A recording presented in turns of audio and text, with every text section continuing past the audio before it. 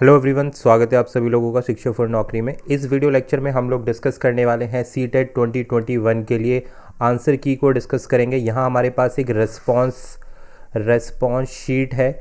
इस शीट के बेसिस पे हम लोग आंसर की डिस्कस करने वाले हैं, देखेंगे क्या राइट आंसर है। और ये हम लोग पेपर 2 के लिए डिस्कस कर रहे हैं, जो पेपर आपका 21 दिसंबर में हुआ था। यहाँ पर डेट भी मेंशन है, 21 दिसंबर में जो आपका पेपर हुआ है। ठीक है, पेपर 2 की बात की जा रही है और ये सेकंड शिफ्ट वाला जो पेपर है उसकी मैं बात कर रहा हूँ। तो यहाँ हम इसके लिए आंसर की डिस्कस करेंगे। इस वीडियो लेक्चर में सीडीपी के सारे आंसर की देखेंगे और इसी तरीके से सारी आंसर की को हम डिस्कस करेंगे step by step based on paper 2 CTET 2021। तो स्टार्ट करते अपनी वीडियो, लास्ट तक देखना, बिल्कुल ऑथेंटिक एक एक चीज़ें सर्च करके आप लोगों तक ये आंसर लेके आ रहा हूँ मैं। क्वेश्चन नंबर 1 बोलता है which of the following statement is correct explanation of the process of socialisation of a child. ठीक है, कुछ क्वेश्चन यहाँ पर इंग्लिश में भी मिल जाएंगे आपको जिसने भी अटेंड करी है, और कुछ क्वेश्चन जो है हिंदी में मिल जाएंगे। तो जहाँ कन्फ्यूज़न है मैं आपको हिंदी में भी एक्सप्लेन कर दूंगा। तो यहाँ पूछा गया है कौन सा स्टेटमेंट सही है regarding to the socialisation of a child, यानी कि सामाजिकता से रिलेटेड बच्चे के रिस्पेक्ट में कौन सा स्टेटमेंट सही है।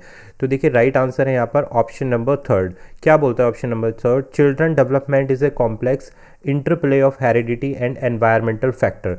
तो option number 3 is the right answer. क्या बोल रहे हैं कि जो बालक का विकास होता है वो किस चीज़ का एक कॉम्बिनेशन होता है, हेरिडिटी यानी कि आनुवांशिकता का, और पर्यावरण कारक के बीच में जो इंटरप्ले होता है। इंटरप्ले का मतलब आपस में एक रिलेशनशिप जो डेवलप होती है, किस किस के रिस्पेक्ट में? हेरिडिटी, आनुवांशिकता और पर्यावरण। तो दोनों चीज़ें क्या करती हैं, बालक के विकास में एक महत्वपूर्ण रोल प्ले करती हैं, और ये करेक्ट एक्सप्लेनेशन है किसकी? सामाजिकता से।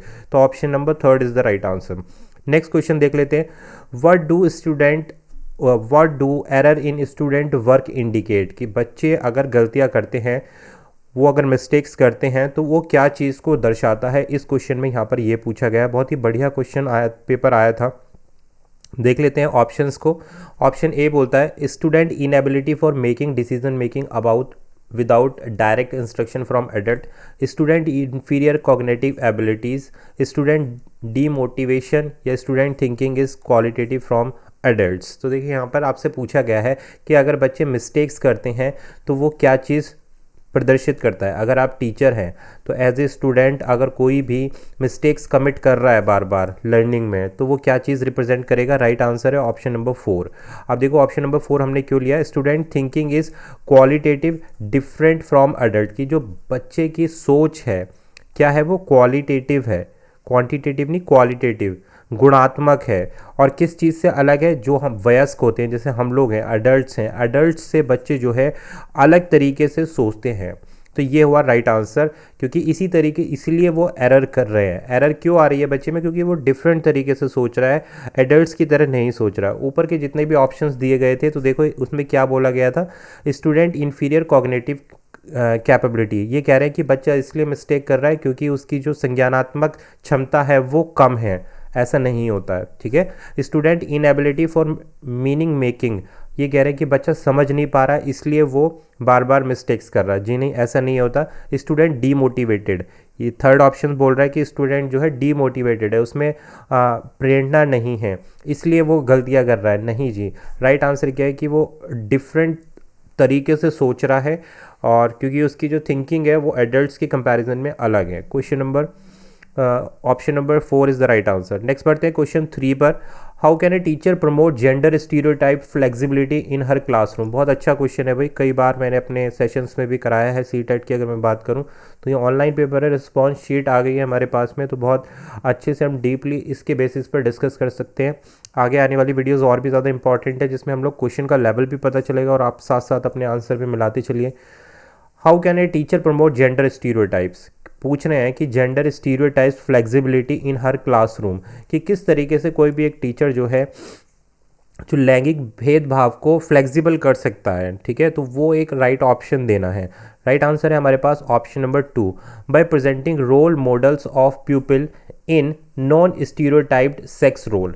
कहने का मतलब है कि आपको क्या प्रेजेंट करना है कि जिससे बच्चे ये ना समझे, कोई भी आपको जेंडर डिस्क्रिमिनेशन यानी कि जेंडर भेदभाव नहीं करना है। तो उसी चीज़ के रिगार्डिंग पूछा गया है कि आप कैसे स्टीरियोटाइप फ्लेक्सिबिलिटी, कैसे क्लास में फ्लेक्सिबिलिटी मेंटेन करेंगे कि ना तो आप ज़्यादा गर्ल्स की तरफ ध्यान देंगे, ना आप ज़्यादा बॉयज़ को प्रमोट करेंगे। तो इसका एक बेस्ट एग्जाम्पल क्या हो सकता है, by presenting a role model.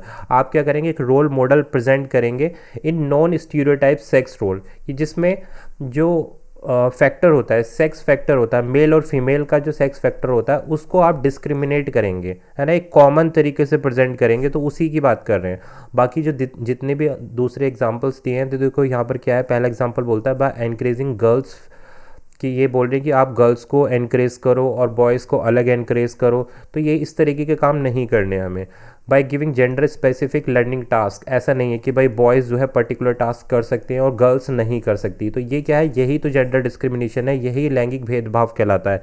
तो इस तरीके का कोई भी काम हमें बच्चों से नहीं करवाना। By having gender appropriate expectation, आपको बच्चे से इस तरीके की एक्सपेक्टेशन भी नहीं रखनी है कि गर्ल्स हैं तो वो काम नहीं कर पाएंगी, बॉयज़ हैं तो वो काम कर लेंगे। तो इस तरीके के एग्जाम्पल आपको सेट नहीं करने। आपको एक रोल मॉडल बनाना है, एक रोल मॉडल बच्चों के सामने प्रेजेंट करना है, जिससे कि उनको ऐसा लगे ही ना कि जेंडर भी कोई रोल प्ले करता है क्या अलग अलग चीज़ों में, जैसे मेंटलिटी है उस मेंटलिटी को ब्रेक करना है। तो option number 2 is the right answer. Next question number 4, to promote conductive environment for learning a teacher should, एक कंडक्टिव एनवायरनमेंट को, एक अच्छे वातावरण को जनरेट करने के लिए टीचर को क्या करना चाहिए जो अधिगम को प्रमोट करता हो। तो राइट आंसर है क्वेश्चन नंबर 4 के लिए option number 3 is the right answer. Consider that emotional and cognitive aspect influence each other. तो देखो, एक अच्छे लर्निंग को अगर आपको क्लासरूम में प्रमोट करना है तो भैया भावात्मक पहलू पर भी ध्यान रखना है बच्चे के, यानी कि इमोशनल, और दूसरा संज्ञानात्मक पहलू से भी को रिलेट करके चलना है। तो दोनों ही एस्पेक्ट जो हैं एक दूसरे को प्रभावित करने चाहिए जब आप कोई भी कंडक्टिव एनवायरनमेंट, एक अच्छा लर्निंग प्लेटफॉर्म और एक अच्छा लर्निंग एटमॉस्फेयर अपनी क्लास में अगर प्रेजेंट करना चाह रहे हो। तो अगर आप केवल एक ही पक्ष पर ध्यान देंगे, कि आप केवल संज्ञानात्मक पक्ष पर ध्यान देंगे, बच्चे की उसकी इमोशंस की कदर नहीं करेंगे, तो वहाँ लर्निंग बेहतर नहीं हो सकती। इसलिए स्टेटमेंट 2 हट गया यहाँ से। फोकस ओनली ऑन इमोशंस, अगर आप केवल भावात्मक पहलुओं पर ही ध्यान देंगे, संज्ञानात्मक को आप पहलू पर ध्यान नहीं देंगे, तो भी आपकी लर्निंग अच्छी नहीं हो पाएगी। और ये कह रहे हैं कि कोई भी रिलेशनशिप नहीं होती इमोशंस और कॉग्निटिव में, ऐसा भी नहीं है भाई। रिलेशनशिप होती है, भावात्मक और संज्ञानात्मक दोनों पहलू एक साथ काम करते हैं। अगर हम बात करें बिहेवियर की, ह्यूमन बिहेवियर की अगर हम बात करें, तो इसलिए दोनों ही को ही इन्फ्लुएंस देना बहुत ज़रूरी है। Option number 3 is the right answer. Next बढ़ते हैं क्वेश्चन नंबर 5 पर। What should a teacher do in her classroom that has learners from diverse linguistic background. देखो, पूछा जा रहा है कि एक टीचर को अपनी कक्षा में क्या करना चाहिए जिसमें कि उसके विद्यार्थी जो है अलग अलग भाषाई पृष्ठभूमि से आते हैं, कि जो भी स्टूडेंट्स हैं वो क्या है, अलग अलग लिंग्विस्टिक का मतलब भाषाई, कि अलग अलग भाषा के आधार पर बच्चे एक क्लास में एकत्रित हैं। तो वो क्लास क्या है, डाइवर्स क्लास है, विविधतापूर्ण क्लास है, कि हर एक बच्चे की अपनी एक अलग लैंग्वेज है, वो अपने अलग कल्चर को बिलोंग कर रहा है, रिप्रेजेंट कर रहा है। तो ऐसी क्लास में स्टूडेंट की, ऐसी क्लास में टीचर्स को क्या करना चाहिए। तो राइट आंसर है यहाँ पर option number 1, create a cultural appropriate by encouraging them to talk about their language dialect. ये क्वेश्चन मैंने कई बार कराया है, अगर आप लोगों ने मेरे CTET की सीरीज़ देखी है तो वहाँ पर मैंने इस तरीके के क्वेश्चन मॉडल पेपर्स में कई बार कराया है। क्या करना है आपको कि स्टूडेंट को एनकरेज करना है किस चीज़ में, जो भी उसकी ओरिजिनल मदर टंग है, ठीक है, और जो उसकी मदर लैंग्वेज है, आप उसको एनकरेज करें कि जो भी उसके थॉट्स हैं वो अपनी मदर लैंग्वेज में, उसकी नेटिव लैंग्वेज जो है उसमें एक्सप्रेस कर सकता है। तो इससे बच्चा क्या होगा, बच्चा फेमिलियर होगा क्लास में, उसको ऐसा नहीं लगेगा कि मेरे कल्चर को या मेरी लैंग्वेज को कुछ डिफरेंट समझा जा रहा है, वैल्यू नहीं दी जा रही है। तो इससे बच्चा डीमोटिवेटेड फील करता है। दूसरा क्या है, tell the student speak only in standard language. अगर आप कहेंगे कि आप केवल हिंदी में ही बोलो, और हो सकता है कि कोई बच्चा किसी और लैंग्वेज में, अपनी लोकल लैंग्वेज में समझता हो, उसको हिंदी इतनी अच्छे से कनेक्ट ना हो रही हो, तो आप उससे कहेंगे कि आप केवल स्टैंडर्ड लैंग्वेज में बोलो, तो यहाँ बच्चा अब डिफ़िकल्टी फेस करेगा। इसलिए ऑप्शन नंबर 2 हट जाएगा। 3 इसलिए हट जाएगा all student are marginal community to enrol, ये कह रहे हैं कि केवल बच्चों को होम ट्यूशन के लिए भेजा जाए इस तरीके के बच्चों को जो डाइवर्स लिंग्विस्टिक बैकग्राउंड से आते हैं। ऐसा नहीं है, बच्चों पर पेनल्टी रखी जाए, बिल्कुल भी नहीं। तो right answer option number A. आगे बढ़ेंगे, question number 6। The holistic 360 degree multi dimensional report suggested that national education policy 2020 proposes. तो देखियो भाई, NEP मैंने आपको पेपर एनालिसिस में भी बताया था, NEP 2020 से काफ़ी सारे क्वेश्चन पूछे गए हैं। तो यहाँ पर भी ये पूछा गया कि कौन सा 360 मल्टी डायमेंशनल रिपोर्ट सजेस्ट की है कि अलग अलग क्षेत्र में मल्टी डायमेंशनल रिपोर्ट जो दी गई है NEP 2020 के अकॉर्डिंग, तो इनमें से कौन सा है। तो राइट आंसर है यहाँ पर क्वेश्चन नंबर 6 के लिए option number 3, assessment of rote memorisation skill. Question number 6 के लिए, क्वेश्चन नंबर 6 के लिए नहीं, क्वेश्चन नंबर 6 के लिए राइट आंसर रहेगा 2। यहाँ पर राइट आंसर 2 रहेगा, बिल्कुल जी। असेसमेंट, रोट मेमोराइजेशन को हमें प्रमोट ही नहीं करना, इसको हटाओ। समेटिव असेसमेंट भी नहीं होगा, तो राइट आंसर है option number 2, inclusion of self assessment and peer assessment. Yes, मैंने थर्ड पता नहीं कैसे कर दिया। राइट आंसर है यहाँ पर इंक्लूजन ऑफ, समावेशीकरण करना है आपको कि स्वयं द्वारा किया जाने वाला मूल्यांकन, और पीयर असेसमेंट कि आपके जो सहयोगी हैं वो भी आपका असेसमेंट करें। स्टूडेंट, जैसे स्टूडेंट होते हैं उनके ग्रुप के जो भी स्टूडेंट होते हैं दूसरे, तो वो पीयर असेसमेंट कहलाया जा रहा है, और सेल्फ असेसमेंट, तो दोनों को बढ़ावा दिया जाना जरूरी है as per to the national education policy 2020। तो right answer option number 2 for question number 6। Next बढ़ते हैं क्वेश्चन नंबर 7 पर। हिंदी में अटेम्प्ट किया है इन्होंने ये क्वेश्चन, देखते हैं क्या राइट आंसर है। विकास की दिशा और क्रम हर बच्चे के लिए समान होता है, लेकिन हर बच्चा अपनी गति से विकसित होता है। यह बाल विकास के निम्नलिखित में से किस सिद्धांत को दर्शाता है। अनिरंतरता, पृथकता यानी कि सेपरेशन, रैखिकता यानी कि एक समान गति से, या लीनियरिटी जिसको बोला जाता है, एक रूपता। तो राइट आंसर है यहाँ पर देखिए, कहने का मतलब है कि डेवलपमेंट जो है हर एक बच्चे में, जो डेवलपमेंट की प्रोसेस है वो सेम होती है, लेकिन फिर भी बच्चा जो है अपनी गति से विकसित होता है। यानी कि हो सकता है कोई बच्चा तेज विकसित हो, या कोई बच्चा शारीरिक रूप से तेज विकसित हो, कुछ मेंटली रूप से तेज हो। तो ये बाल्यावस्था की किस सिद्धांत को दर्शाता है। तो राइट आंसर है 7 का ऑप्शन नंबर 2, पृथक्करण, सेपरेशन। भाई हर एक बालक विशिष्ट बालक है, हर एक की आइडेंटिटी अलग है। भाई देखो, जो बेसिक मॉडल है डेवलपमेंट का वो तो ये कहता है कि भाई हर एक बच्चा, एवरी स्टूडेंट जो है एक साथ ग्रोथ करता है हर एक रेस्पेक्ट में, लेकिन ऐसा प्रैक्टिकल वे में नहीं होता। हो सकता है कि एक की फिजिकल ग्रोथ अच्छी हो जाए, दूसरे की मेंटल ग्रोथ अच्छी हो जाए। तो यहाँ पर ये क्या कहलाता है, पृथकता कहलाती है। ये पृथकता को निरूपित करता है। Option number 2 is the right answer. Next question number 8, should intuitive thinking be encourage in the classroom. Intuitive मतलब जो सहज ज्ञान होता है उसको बढ़ावा देना चाहिए क्लासरूम में। तो राइट आंसर है क्वेश्चन नंबर 8 के लिए ऑप्शन नंबर डी, यस, बिल्कुल देना चाहिए, क्योंकि children intuition and gases help them develop their cognitive reasoning. कहने का मतलब है सहज ज्ञान। भाई सहज ज्ञान को बढ़ावा देना चाहिए, अपनी कक्षा में देना चाहिए। क्यों? क्योंकि सहज ज्ञान से और बच्चे जो गैस करते हैं, गैस करने का मतलब किसी भी चीज़ को अपने आइडिया से, अपनी एक्सपीरियंस से जो बोलते हैं, तो वो कई बार ऐसे होता है उनको लर्निंग में हेल्प करते हैं, उनकी संज्ञानात्मक रीजनिंग को बढ़ाने के लिए, कॉग्निटिव एबिलिटी को बढ़ाने के लिए हेल्प करते हैं इस तरीके की थिंकिंग बच्चे की। तो option number 4 is the right answer. Next question number आता है हमारे पास 9, to ensure learning of first generation school goers teacher should. क्या करना चाहिए जो फर्स्ट जनरेशन के बच्चे हैं जो स्कूल्स जा रहे हैं बिगनिंग में, तो उनकी लर्निंग बेहतर हो तो टीचर को क्या चीज़ करनी चाहिए, एक अच्छी शिक्षा प्रदान मिल सके उनको, तो ऐसा क्या करना चाहिए। राइट आंसर रहेगा option number 2, familiarise the learner with the language and culture of the school while respecting their culture. कहना चाहिए टीचर को ये करना चाहिए कि बच्चे को फैमिलियर करना चाहिए, किस चीज़ से, भाषा से, उनके कल्चर से, स्कूल को फैमिलियर करना चाहिए। ठीक है कि भाई देखो, अगर डाइवर्स बैकग्राउंड से अगर बच्चा आता है, अगर आप उसके कल्चर को दूसरे स्टूडेंट के साथ में शेयर करेंगे तो बच्चा क्या होगा, फैमिलियर होगा, स्कूल से टच करेगा, कनेक्ट करेगा। तो ये चीज़ें हमें बच्चे को देनी है। बाकी सारी ऑप्शंस क्या है यहाँ पर, नेगेटिव हैं with respect to the school going learners, या लर्निंग के रिस्पेक्ट को सपोर्ट नहीं कर रहे। ये कह रहे हैं कि मेक सेपरेट सेक्शन, कि भाई बच्चे के लिए सेपरेट सेक्शन बना दो जो अलग पृष्ठभूमि से आते हैं, या फर्स्ट क्लास के बच्चे जो अच्छे बच्चे हैं या जो वीक स्टूडेंट है उनको अलग कर दो। इस तरीके के प्रोविज़न हमें नहीं करने हैं। नेक्स्ट बढ़ते हैं क्वेश्चन नंबर 10 के साथ में। ए चाइल्ड सेंटर्ड क्लासरूम, इसकी क्या स्पेसिफिकेशन होती हैं? बाल केंद्रित शिक्षा, कई बार बताया है मैंने, इसमें क्या क्या चीज़ें होती हैं। तो आपके पास 5 ऑप्शन दिए गए हैं। Provision of lot of resources, यानी कि बहुत सारे रिसोर्सेज होते हैं। फ्लेक्सिबल ग्रुप्स बना दिए जाते हैं। Use of text books is only source of learning, यानी कि आप किताबों का इस्तेमाल करते हैं पढ़ाने के लिए। हैव चाइल्ड एक्टिव पार्टिसिपेंट, यानी कि सक्रिय भूमिका में बच्चा रहता है। फॉलो रिजिडिटी स्ट्रक्चर कैरिकुलम, यानी कि as per to the curriculum आपको बच्चे को पढ़ाना है और उसका आकलन करना है। तो देखो चाइल्ड सेंटर क्लासरूम में क्या होता है, बच्चा बिल्कुल केंद्र में रखकर दी जाने वाली शिक्षा चाइल्ड सेंटर्ड एजुकेशन कहलाती है। तो यहाँ पर राइट आंसर रहेगा ऑप्शन नंबर थर्ड क्या बोलता है, पहला, दूसरा और चौथा। पहला क्या कह रहा है भाई, देखो इस तरीके की क्लासरूम में बहुत सारे प्रोविज़न होते हैं, रिसोर्सेज होते हैं जिससे कि आप बच्चे को लर्निंग प्रोवाइड कर सकते हैं। ठीक है। सेकंड, बी फ्लेक्सिबल, भाई आपको बच्चे के साथ में फ्लेक्सिबल रहना है, जो भी आप ग्रुप बना रहे हो तो उसके साथ में फ्लेक्सिबल रहना। फोर्थ क्या बोलता है, बच्चा एक्टिवली पार्टिसिपेट करता है।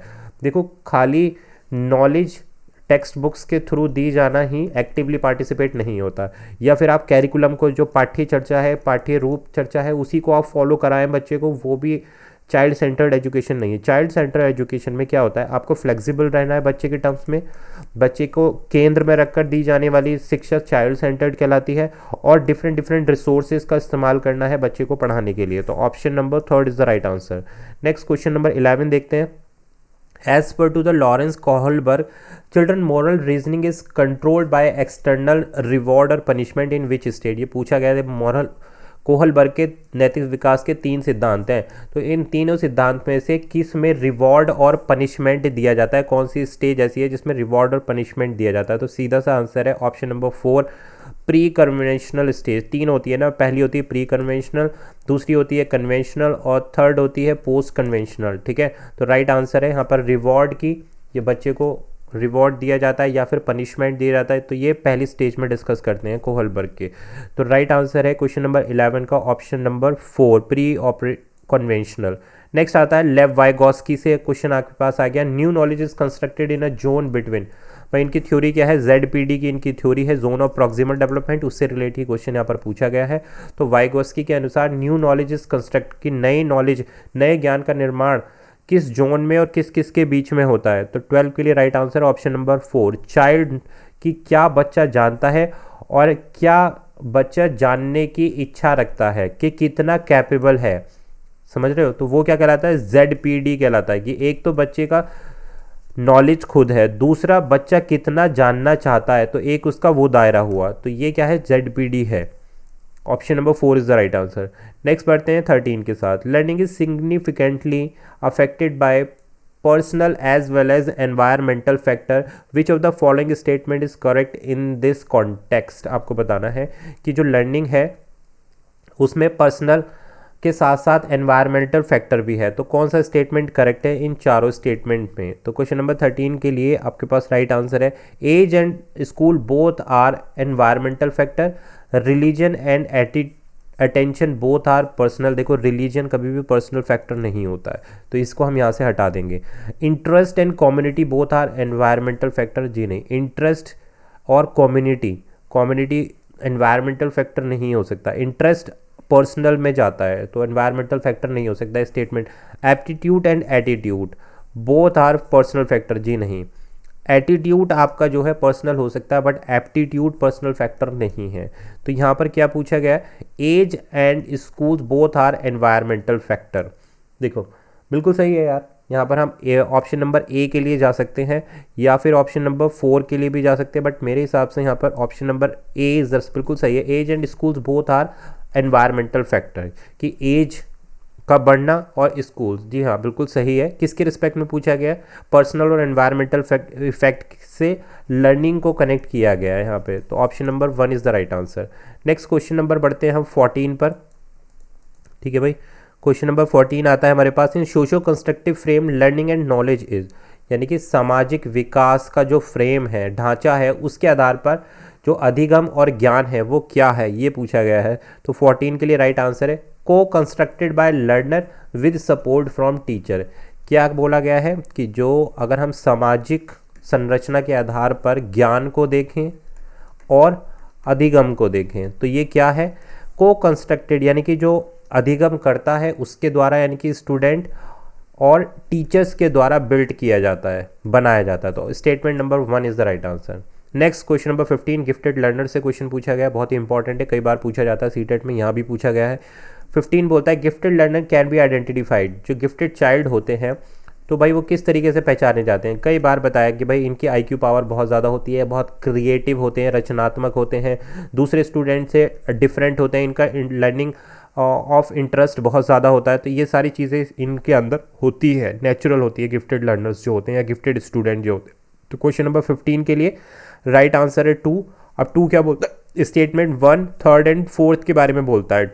1 क्या है कि willingness to take up challenges task, बिल्कुल सही है भाई, इन्हें चैलेंज लेना पसंद होता है। 3rd क्या बोलता है, ओरिजिनलिटी ऑफ थॉट, इनकी जो विचारों में वास्तविकता होती है। 4th बोलता है ability to think multiple solution, जिससे क्रिएटिविटी निकलती है आपकी, ठीक है, रचनात्मकता निकलती है। और यह सेकंड बोला गया inability to work without extent, inability तो है ही नहीं, तो ये हटा दो, option number 2 is the right answer.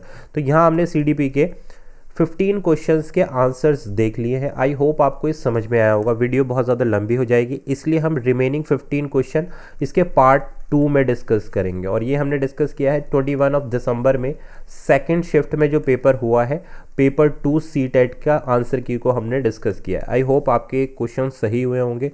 Remaining 15 question हम इस वीडियो के सेकंड पार्ट में डिस्कस करने वाले हैं। वीडियो पसंद आ गई है तो लाइक शेयर सब्सक्राइब कर देना। मिलेंगे आपसे नई वीडियो में। Thank you for watching.